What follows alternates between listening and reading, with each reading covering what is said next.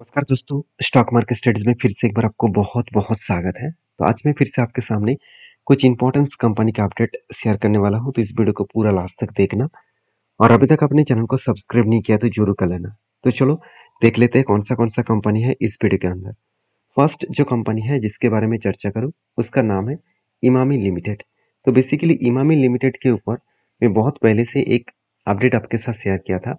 मैं अपडेट क्यों शेयर किया था मैं आपको बता दूं। कंपनी के ऊपर एक टेक्निकली चार्ट पैटर्न बना था जिस बेसिस में मैंने इस कंपनी के बारे में चर्चा किया था। तो सबसे पहले मैं टेक्निकली चार्ट पैटर्न के बारे में जाऊंगा। आप देख सकते हैं फाइनली इस कंपनी के ऊपर बहुत दिनों की इंतजार करने के बाद जब क्या बना था, एक कप बने, उसके बाद एक हैंडल बने और तीसरी बार और एक एक बार क्या बना, एक हैंडल बटन क्रिएट हुआ। तो जब भी इस तरीके से कोई पैटर्न क्रिएट होता है तो हमेशा आपको याद रखना है उस पैटर्न्स को ब्रेक करना पड़ेगा। तो फाइनली क्या हुआ, फाइनली ब्रेकआउट हुआ, ब्रेकआउट कंफर्मेशन भी हुआ और इसी जगह पे कंपनी के ऊपर एंटी बना।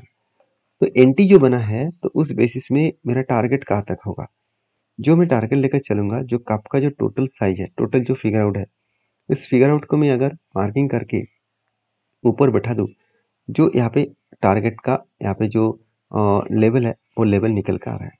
तो फाइनली कंपनी ऑलमोस्ट टारगेट के नज़दीक है और जिस तरीके से कंपनी बाउंस किया है, मुझे लगता है वो आसान तरीके से ना हो, कुछ दिनों के बाद ही टारगेट को अचीव कर सकते हैं। क्वेश्चन ये है कि इस कंपनी के ऊपर सिर्फ क्या मैंने टेक्निकली चार्ट पैटर्न्स देखकर ही बाय किया? बिल्कुल नहीं। इसके पीछे मेनली रीजन है कंपनी के ऊपर इन्वेस्टर। अगर मैं इन्वेस्टर के बारे में बात करूँ, ध्यान दीजिएगा, म्यूचुअल फंड कुछ क्वांटिटी को बेचा है, कोई बात नहीं। इंस्टीट्यूशन क्या किया, अच्छा खासा होल्डिंग को बढ़ा दिया। जैसे 11% से होल्डिंग को बढ़ाकर 13.5% कर चुके हैं।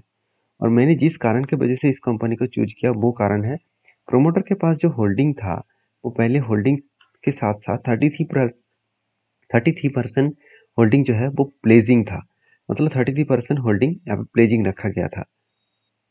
तो यहाँ पे जो प्लेजिंग है उसको कम किया गया प्रोमोटर के माध्यम से, तो ये मुझे गुड पॉइंट्स लगा।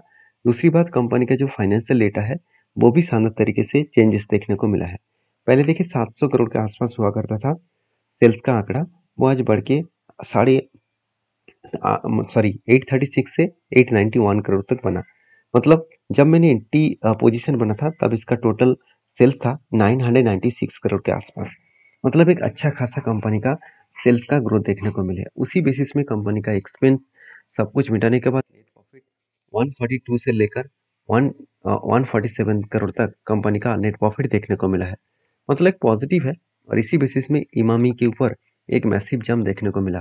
अभी क्वेश्चन ये है कि इमामी के ऊपर बहुत दिनों से एक करेक्शन जो हुआ था, आप देख सकते हैं, मैं पहले ही बोल चुका हूँ इमामी एक बहुत शानदार कंपनी है और इस कंपनी के ऊपर कोविड के बाद जो जर्नी हुआ था वो इसका लाइफ टाइम जो हाई था, इसका जो लाइफ टाइम हाई था उसी लेवल को कंपनी फाइनली ब्रेक किया है। बहुत दिनों के होल्ड करने के बाद वो फाइनली ब्रेक किया है। तो मुझे लगता है जो सिचुएशन यहाँ पे बना है, इस तरीके से ब्रेकआउट किया है, वो टारगेट को अचीव करके ही दम लेंगे क्योंकि हाई वॉल्यूम के साथ वो आगे बढ़े हैं। तो बाकी आपकी क्या राय है इस कंपनी के ऊपर, जरूर कमेंट्स करके बताना। नेक्स्ट जो कंपनी है उसका नाम है फाइन ऑर्गेनिक इंडस्ट्रीज लिमिटेड। देखिए फाइन ऑर्गेनिक के ऊपर फाइनली जिस डेटा के अपडेट चाहिए था वो डेटा यहाँ पे मिल चुके हैं। जैसे सेल्स का डेटा के बारे में बात करें, आप ध्यान से देखेंगे तो कंपनी के ऊपर जो 699 करोड़ का टोटल सेल्स था वो आज घट के कितना हो चुके हैं, 522 करोड़ के आसपास। और एक्सपेंस का भी जो डेटा देखने को मिला 511 से लेकर 389 करोड़ तक एक्सपेंस का डेटा देखने को मिले। और नेट प्रॉफिट जो है वो 138 करोड़ से 104 करोड़ के आसपास देखने को मिला। मतलब कंपनी के जो प्रॉफिट ग्रोथ है, कंपनी के जो प्रॉफिट का बीच में प्रॉफिट डाउन हो गया था, उसको कंपनी फिर से धीरे धीरे करके रिकवरी भी कर चुके हैं। तो मुझे लगता है जो सिचुएशन बना है उस सिचुएशन के बेसिस में कंपनी धीरे धीरे करके अच्छा खासा ग्रोथ ले आ सकते हैं। तो इस बेसिस में नेट प्रॉफिट का एक जर्नी अच्छा खासा आपको देखने को मिला और जिसके बेसिस में फाइन ऑर्गेनिक फिर से एक रिकवरी करने का मूड में है। ये फाइन ऑर्गेनिक का अगर चार्ट को देखूं तो ध्यान से देखना, कंपनी के ऊपर जो पैटर्न बना है वो बहुत दिनों के बहुत अलग अलग पैटर्न यहाँ पे क्रिएट हुआ है। अगर देखा जाए तो कंपनी के ऊपर अलग लेवल का पैटर्न यहाँ पे बना है। पहले भी यहाँ पे एक कप बना था, उसके बाद हैंडल बना, उसके बाद देखिए फिर से एक हैंडल बना और उसके बाद फिर से एक बड़ा कप बन चुके हैं। बार बार इस लेवल को टेस्ट टेस्ट किया, तो इसीलिए मैंने इस कंपनी के ऊपर इस पैटर्न्स के बेसिस में एंट्री नहीं लिया। तो किस पैटर्न के बेसिस में मैंने एंट्री लिया वो मैं आपको बता दूं। इस पैटर्न्स को हटा दीजिए क्योंकि इस पैटर्न्स कंप्लीट नहीं हुआ। तो जो पैटर्न्स यहाँ पे बना था वो पैटर्न्स कुछ इस तरीके से एक रेंज बना था। एक रेंज का मतलब है यहाँ पे कंटिन्यूसली बाइंग रेंज बना। मैं थोड़ा सा जूम करके आपको दिखाता हूँ। आप देख सकते हैं यहाँ पे देखिए, first candle, second, third and fourth, चारों के चारों कैंडल मिलाकर टोटल जो रेंज निकल के आया वो 41.91% के आसपास। तो जब भी कुछ इस तरीके से बाइंग का रेंज मिलता है तो आपको मतलब यहाँ पे जो ट्रेड बनता है वो किस तरीके से बनता है।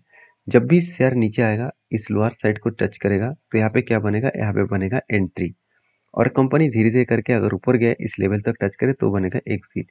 तो फाइनली हुआ क्या, बहुत टाइम लग चुके थे इसके एंट्री मिलने में। तो फाइनली एंट्री कब मिला, 2023 में 17 मार्च, मतलब एक साल पहले एंट्री मिल चुके हैं। तो एक साल के बाद कंपनी के ऊपर क्या टारगेट हुआ है, बिल्कुल नहीं। तो एक साल हो चुके हैं, अभी तक कंपनी के ऊपर कोई भी टारगेट नहीं मिला। क्यों नहीं मिला, मैं पहले बोल चुका हूँ। जो केमिकल कंपनी है उसमें टारगेट मिलने में थोड़ा सा टाइम लगेगा, क्योंकि ऑलमोस्ट अगर देखा जाए तो एंट्री लेवल से करंट लेवल तक देखो तो 470 दिन हो चुके हैं और 30% के आसपास रिटर्न मिल चुके हैं।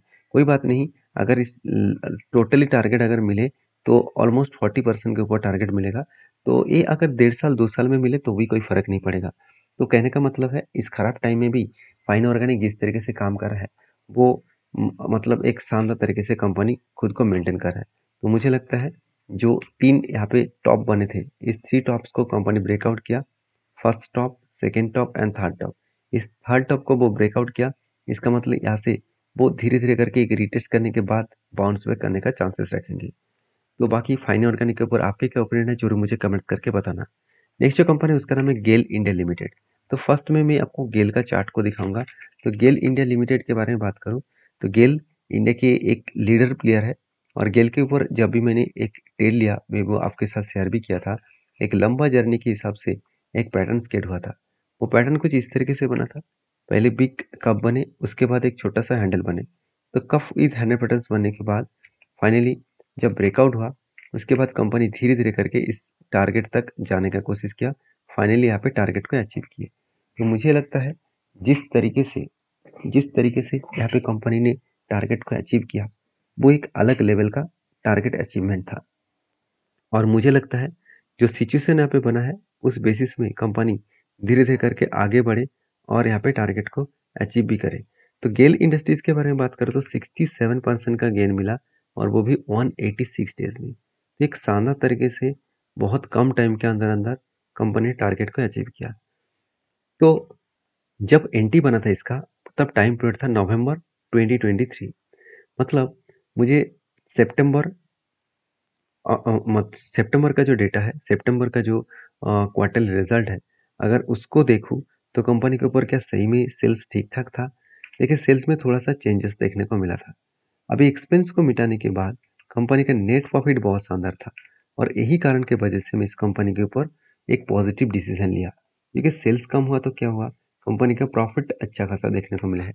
अगर वही डेटा यहाँ मैं आपको यहाँ पे दिखा दूँ तो लास्ट 3 ईयर्स में कंपनी का सेल्स एंड प्रॉफिट ग्रोथ अच्छा खासा देखने को मिले, जो लास्ट 5 ईयर्स में एंड 10 ईयर्स में उतना ज़्यादा खास ग्रोथ नहीं हुआ था।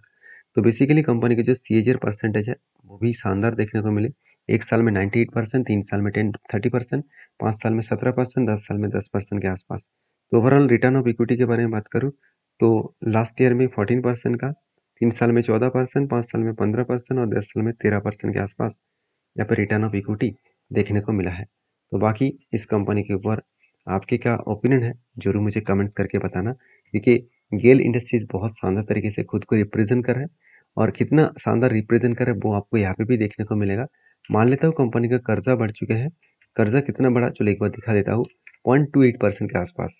फिर भी 0.50 के नीचे अगर कोई भी कंपनी के ऊपर कर्जा है तो उसको मैं खुद कंसिडर कर लेता हूँ, क्योंकि उससे ज़्यादा कर्जा हुआ तो थोड़ा सा कंपनी के ऊपर रिसर्च करके काम करता हूँ।